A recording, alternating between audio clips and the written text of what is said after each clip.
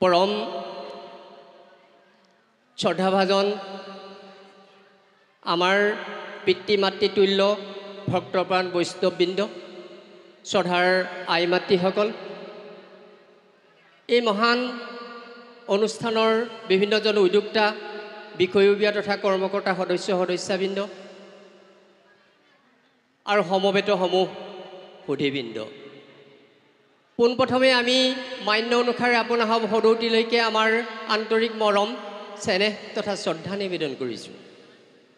হে মহানুভৱসকল, ইতিমধ্যে আমি উল্লেখ কৰিছোঁৱেই যে থেকেৰাতলীয়া গাঁৱৰ গাঁওবাসীয়ে প্ৰায় দুদিন ধৰি মহাভাগৱতৰ মৌৰস পান কৰিলে।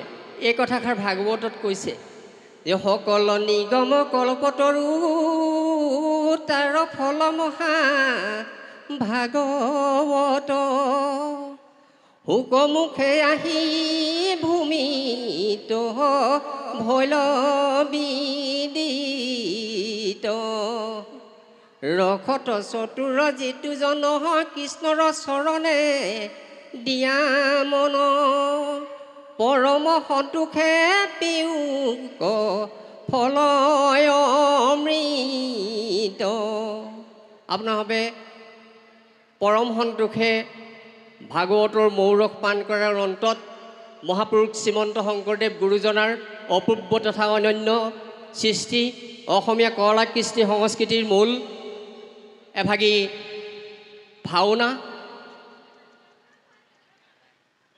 এই ভাওনা ভাগ মঞ্চস্থ কৰিবলৈ কণ কণ শিশুসকলৰ দ্বাৰা লোৱা হৈছে। এই ভাওনা সৃষ্টি কেনেকৈ হ'ল সেই সম্পৰ্কে কোৱাৰ আগতে ভাওনাত গীত, ৰাগ, তাল, মান, লয়, লাখ ইত্যাদি ইত্যাদি যি সমাহাৰ, সেইখিনি কেনেধৰণে সমাহাৰ হ'ল তাক নক'লে নিশ্চয় আধৰুৱা হ'ব বুলি ভাবিছোঁ। সেয়েহে আমি আপোনাসৱক ক'ব বিচাৰিছোঁ যে কোনো লোকেই ভাওনাৰ অতীত, বৰ্তমান আৰু ভৱিষ্যত বদলি বা সলনি কৰিব নোৱাৰে। ভাওনাৰ তাৎপৰ্য, গুৰুত্ব, ভাওনাৰ ভূমিকা অতীতত যেনেধৰণে আছিল, বৰ্তমান যেনেধৰণে আছে, ভৱিষ্যতেও তেনেধৰণে থাকিব। যিহেতু কথিত আছে যে এভাগ ভাওনাৰ মূল্য 7 ভাগ বৰসবাহৰ সমান বুলি কয়। দেৱাদিদেৱ শিৱদেৱতাই বিশ্ব ব্ৰহ্মাণ্ডত পোনপ্ৰথমবাৰৰ বাবে 64 কলা উদ্ভাৱন কৰিছিল। যি 64 কলাত মুগ্ধ হৈ স্বয়ং সৃষ্টিকৰ্তা ব্ৰহ্মাই বহুদিন ধৰি এই দেৱাদিদেৱৰ শিক্ষা গ্ৰহণ কৰি তেওঁ পঞ্চশিষ্যক্ৰমে নাৰদ, ৰম্ভা, শুহু, তুমৰু আৰু ভৰতমুনিক এই 64 কলা শিক্ষা প্ৰদান কৰি শেষৰজন শিষ্য ভৰতমুনিক পৃথিৱীত এই 64 কলা শিক্ষা প্ৰদান কৰিবৰ বাবে প্ৰেৰণ কৰাৰ পাছত ব্ৰহ্মাৰ বজ্ৰবাক্য পালন কৰি ভৰতমুনিয়ে পৃথিৱীৰ বিভিন্ন চুকে কোণে এই 64 কলা প্ৰদান কৰাৰ পাছত পৰা ক্ৰমান্বয়ে সংস্কৃতি উন্নয়নৰ দিশত আগবাঢ়ি যাবলৈ ধৰিলে। এইদৰে আগবাঢ়ি আহি তেতিয়াৰ পৰা এতিয়া বৰ্তমান আধুনিক তথা অত্যাধুনিক পৰ্যায় পাইছে বুলি ক'লেও বহাই কোৱা নহয়। এই আধুনিক তথা অত্যাধুনিক পৰ্যায় পাবলগীয়া হয়তো কেইবাটাও থল আছে। অসম তথা অসমীয়াৰ কলাকৃষ্টি সংস্কৃতি উন্নয়নৰ বাবে হওক, বিভিন্ন ধৰণৰ আগবঢ়া সংস্কৃতিবিলাকৰ লগত খাপ খোৱাবলৈকে বুলিয়ে হওক, এই উন্নয়নৰ ব্যৱস্থাটো, সাংস্কৃতিক উন্নয়নৰ ব্যৱস্থাটো বৰ্তমান আধুনিক তথা অত্যাধুনিক পৰ্যায় নিশ্চয় পাইছে বুলি ক'লে বহাই কোৱা নহ'ব বুলি আমি ভাবিছোঁ। বাৰু যেই কি নহওক, ইয়াৰ বহু যুগৰ পাছত খ্ৰীষ্টীয় চতুৰ্থ শতিকাৰ শেষাৰ্ধত, পঞ্চদশ শতিকাৰ প্ৰথমাৰ্ধত মহাপুৰুষ শ্ৰীমন্ত শংকৰদেৱ গুৰুজনাই সম্পূৰ্ণ বজ্ৰাৱলী ভাষাত চিহ্নযাত্ৰা নামেৰে এখনি ভাওনাৰ নাট বজ্ৰাৱলী ভাষাত ৰচনা কৰি ভাওনাৰ পাতনি মেলে। অৱশ্যে বজ্ৰাৱলী ভাষাত ৰচনা কৰা এই চিহ্নযাত্ৰাৰ লগতে কেলিগোপাল, ৰুক্মিণী হৰণ, ভুৱন ভলুৱা ইত্যাদি ইত্যাদি আৰু কেইবাখনো নাট ৰচনা নকৰা নহয়। কিন্তু মূল নাটক আছিল চিহ্নযাত্ৰা। মহাপুৰুষ শ্ৰীমন্ত শংকৰদেৱ গুৰুজনাই যি সময়ত ভাওনা সৃষ্টি কৰিছিল, সেই সময়ত আকৌ তেওঁ বৈষ্ণৱ ধৰ্ম প্ৰচাৰ কৰি আছিল। সেই সময়ত কিন্তু বৈষ্ণৱ ধৰ্ম প্ৰচাৰ কৰি থকাৰ সময়ত সমাজখন দুটা ভাগত বিভক্ত আছিল। এটা হ'ল শাক্ত ধৰ্ম, আনটো হৈছে বৈষ্ণৱ ধৰ্ম। শাক্ত ধৰ্মৰ কাণ্ডাৰী আছিল মহাপুৰুষ শ্ৰীমাধৱদেৱ আৰু বৈষ্ণৱ ধৰ্মৰ কাণ্ডাৰী আছিল মহাপুৰুষ শ্ৰীমন্ত শংকৰদেৱ। এদিন এটা বিশেষ অনুষ্ঠানত মই অনুষ্ঠানটোৰ বিষয়ে কৈ আপোনালোকক সময় নষ্ট কৰিব বিচৰা নাই। আপোনালোক সকলোৱে প্ৰায় জানেই দুজনা গুৰুৰ মাজত বৈষ্ণৱ তথা শাক্ত ধৰ্ম সম্বন্ধীয় তৰ্কত অৱতীৰ্ণ হৈ অৱশেষত মহাপুৰুষ শ্ৰীমন্ত শংকৰদেৱ গুৰুজনাৰ লগত জিকিব নোৱাৰি মাধৱ পুৰুষেও এই বৈষ্ণৱ ধৰ্মতে দীক্ষিত হ'ল। দুইজনা গুৰুৰ মিলন হ'ল। দুইজনা গুৰুৰ মিলনক মণিকাঞ্চন সংযোগ বুলি কোৱা হয়। আপোনালোকে নিশ্চয় জানে। এই মণিকাঞ্চন সংযোগ হোৱাৰ পাছৰ পৰাই মহাপুৰুষ শ্ৰীমন্ত শংকৰদেৱ গুৰুজনাই মাধৱ পুৰুষকে লগত লৈ সেই সময়ৰ বিভিন্ন পাহাৰ ভৈয়ামৰ জাতি জনগোষ্ঠীৰ যিসকল কাণ্ডাৰী আছিল সেইসকলক লগত লৈ নগাৰ নৰোত্তম, মুছলমানৰ চানখা, গাৰুৰ গোবিন্দ, কৈবৰ্তৰ শ্ৰীৰাম, বনিয়াৰ দামোদৰ ইত্যাদি ইত্যাদি সেইসকলক লগত লৈ পাহাৰ ভৈয়াম একাকাৰ কৰি তেওঁলোকে কেৱল অসমতে নহয় সমগ্ৰ ভাৰতবৰ্ষতেই নহয় সমগ্ৰ বিশ্বতেই বৈষ্ণৱ তথা নৱবৈষ্ণৱ ধৰ্ম প্ৰচাৰৰ বাবে তেওঁলোকে উঠি পৰি লাগিছিল। বৈষ্ণৱ তথা নৱবৈষ্ণৱ ধৰ্ম প্ৰচাৰৰ কাৰণে উঠি পৰি লগাৰ মূলতে হৈছে এই বৈষ্ণৱ ধৰ্ম প্ৰচাৰ তথা প্ৰসাৰ হোৱা।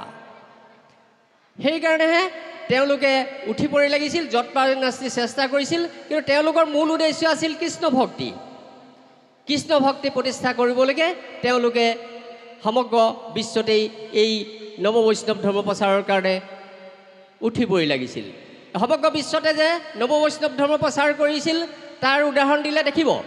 2007 চনৰ নৱেম্বৰ মাহত অসমৰ এজন সুযোগ্য সন্তান পদ্মশ্ৰী উপাধিৰে বিভূষিত ডক্টৰ সূৰ্যকান্ত হাজৰিকাদেৱে লণ্ডনৰ ভিক্টোৰিয়া এণ্ড এলবাৰ্ট মেমৰিয়েল হলৰ পৰা সেই সময়ৰ কোচ ৰজা নৰনাৰায়ণৰ ৰাজসভাত প্ৰতিষ্ঠা কৰা বৈষ্ণৱ তথা নৱবৈষ্ণৱ ধৰ্মৰ সম্পূৰ্ণ মাৰ্গসমূহ লিপিবদ্ধ কৰি আৰু সপ্ত বৈকুণ্ঠৰ পথ অংকন কৰি প্ৰতিষ্ঠা কৰা মহান বৃন্দাবনী বস্ত্ৰভাগৰ ফটোকপি উদ্ধাৰ কৰিছিল লণ্ডনৰ ভিক্টোৰিয়া এণ্ড এলবাৰ্ট মেমৰিয়েল হলৰ পৰা।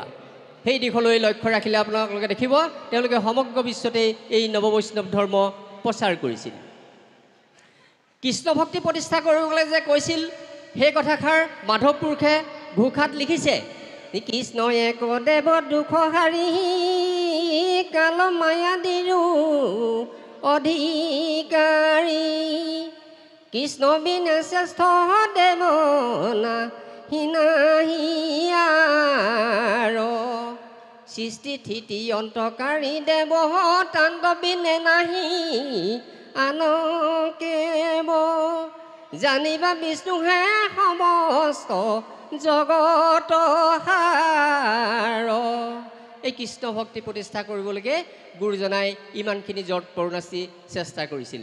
আমি মহাপুৰুষ শ্ৰীমন্ত শংকৰদেৱ গুৰুজনাৰ সৃষ্টিৰাজিৰ কথা কৈ শেষ কৰিব নোৱাৰোঁ। এতিয়া আচল কথা হৈছে কি, আজি যিভাগ ভাওনা মঞ্চস্থ হ'ব সেই মঞ্চস্থ কৰিব একেবাৰে চালুকীয়া ছাত্ৰ ছাত্ৰীসকলে। এই চালুকীয়া ছাত্ৰ ছাত্ৰীসকলে অতি কম দিনৰ ভিতৰতে প্ৰশিক্ষণ গ্ৰহণ কৰি আজি নাটভাগ পৰিৱেশন কৰিব। ইয়াত হয়তো অনেকখিনি ভুল ভ্ৰান্তি তেওঁলোকৰ হৈ যাব পাৰে। তেওঁলোকৰ যাতে ভুল ভ্ৰান্তি নহয়, তেওঁলোকৰ এই সাংস্কৃতিক যাত্ৰা যাতে সুদীৰ্ঘ যাত্ৰা হয় তাৰ কাৰণে আমি ভগৱন্তৰ ওচৰত প্ৰাৰ্থনা জনাইছোঁ। আৰু তেওঁলোকক এটা কথা আমি এই পাহতে বিনম্ৰভাৱে আহ্বান জনাইছোঁ যে শিক্ষা আৰু সংস্কৃতি দুটা এটা মুদ্ৰাৰ ইপিঠি সিপিঠি। শিক্ষা নহ'লে কেতিয়াও সংস্কৃতি জীয়াই নাথাকে আৰু সংস্কৃতি নহ'লে শিক্ষাৰ মূল্য নাথাকে। গতিকে শিক্ষা কিন্তু প্ৰথম, শিক্ষা লোৱাৰ পাছত সংস্কৃতিবান হ'ব লাগে। গতিকে শিক্ষাৰ লগতে সংস্কৃতিও আগবঢ়াই নি আমাৰ সমাজখন সৰ্বাংগ সুন্দৰ কৰিব, শিক্ষা সংস্কৃতিয়ে এক সৰ্বাংগ সুন্দৰ সমাজ গঠন কৰিব বুলি মই সেই কণ কণ ছাত্ৰ ছাত্ৰীসকলক আহ্বান জনাইছোঁ। এটা কথা নক'লে নিশ্চয় আধৰুৱা হ'ব একেবাৰে। আমাৰ ভাওনা আকৌ কিছুমান নীতি নিয়মৰ মাজেদি অনুষ্ঠিত কৰা যায়।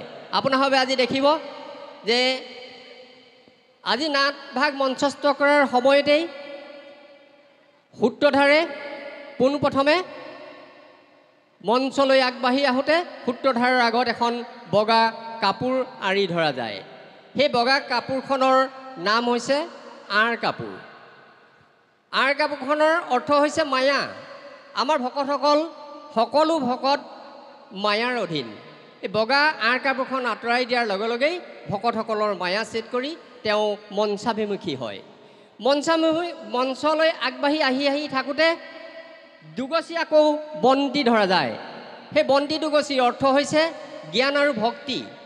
অজ্ঞান আন্ধাৰে আগুৰি থকা এই মঞ্চখন জ্ঞান আৰু ভক্তিৰ প্ৰদীপেৰে উজ্বলাই তোলা হয়। জ্ঞান আৰু ভক্তিৰ প্ৰদীপ পাৰ হৈ এই মঞ্চৰ গাতে লাগি থকা অগ্নিগড় ভাগ পায়হি। অগ্নিগড় ভাগত দেখিছে আপোনালোকে 9 গছি বন্তি আছে। এই 9 গছি বন্তি হৈছে 9বিধ ভক্তি। কোনো ভক্তিবাদতে 9বিধ ভক্তি নাই, কেৱল ভাওনাতহে আছে। গতিকে শ্ৰৱণ কীৰ্তন স্মৰণ পদসেৱন অৰ্চন বন্দন দাস্য সখিত আৰু আত্মনিবেদন, এই মহান নৱধা ভক্তি পাৰ হৈ সূত্ৰধাৰে মঞ্চত প্ৰৱেশ কৰে। মঞ্চত প্ৰৱেশ কৰি অসমীয়া নাটত বিশেষকৈ তেওঁ নাটকৰ সম্পূৰ্ণ প্ৰতিপাদ্য বিষয়বস্তুসমূহ সাৱলীল ভাষাৰে বন্দনা কৰি অৱশেষত মঞ্চত ত্যাগ কৰাৰ প্ৰাক মুহূৰ্তত কৈ যায় যে আহে সামাজিক লোক হামু যাকে হি কথা কহিছোঁ অহি পৰম পুৰুষ শ্ৰীকৃষ্ণ সভাৰ মধ্যে আৱত তাক কহ দেখহ শূন্যহ নিৰন্তৰে বোলা হৰি হৰি। অৰ্থাৎ খন্তেক সময়ৰ পাছতেই ৰামকৃষ্ণ সদৃশ ভগৱানৰ এই মঞ্চতে প্ৰৱেশ হ'ব আৰু তেওঁলোকৰ মুখেৰে ভকতসকলে নিৰন্তৰে শুনি অৰ্থাৎ মনে মনে শুনি আপোনালোকৰ জীৱন ধন্য কৰিব। ইয়ে হৈছে ভাওনাৰ তাত্ত্বিক কথা।